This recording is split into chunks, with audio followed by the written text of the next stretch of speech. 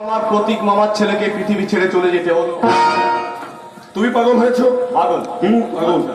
কারণ বসুই ডাক ইন্ডাস্ট্রি কোনোদিন জাল ওষুধ তৈরি করে না। বসু ডাক ইন্ডাস্ট্রি জাল ওষুধ তৈরি করে না, না। তাই তো? তাহলে তাহলে নাকি ওটা ওটা মানে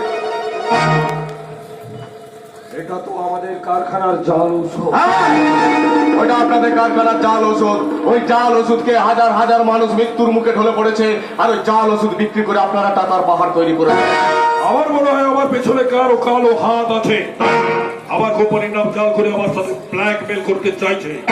বাহ বাহ বাহ, প্রলয় বাবু, সত্যি আপনি 2 নম্বরই ব্যবসার সাথে সাথে না অভিনয়টাও বেশ ভালো পারেন। বলছি কি, চলুন না আমার সাথে একটু কলকাতায়, ওই টালিগঞ্জে। ওই এখনকার যে টিভি সিরিয়াল না, অনেক অনেক কুটকাচালির ক্যারেক্টার আছে, আপনি হয়তো করে একটা পেয়ে যাবেন। অগ্নি অগ্নি, বুঝতে পেরেছেন? যতই আপনি অভিনয় করুন, আপনার অভিনয় আমার চোখে ফাঁকি দিতে পারবে না। তুমি কি ওখানে ভয় দেখাচ্ছ? না, খালি বুঝিয়ে দিতে চাইছি।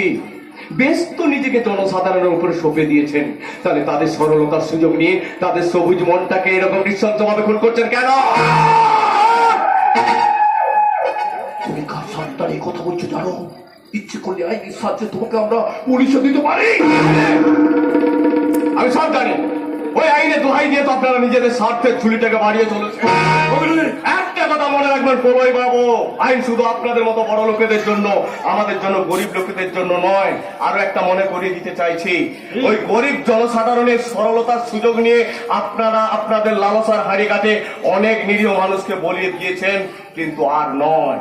তাই একটা কথা আমি পরিষ্কার বলে দিতে চাই। কি বলতে চাও? পুনরায় আপনার কারখানায় জাল ওষুধ তৈরি হলে আপনার কারখানা আমি বন্ধ করে দেব।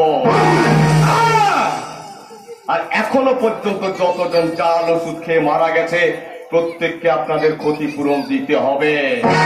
আর যদি না দিই তাহলে? যদি না দেন, এই যে সমস্ত মৃত্যুমুখী জনতা বসে আছে না, এই মৃত্যুমুখী জনতার সামনে আপনার আসল রূপটা আমি প্রকাশ করে দেব। সততার অন্তরালে যে শয়তানের রূপটা ঢেকে রেখেছেন, সেই রূপটা আমি প্রকাশ করে দেব। আর আপনাদের দুজনকে টেনে কিনে নিয়ে যাব গণজনতার আদালতে।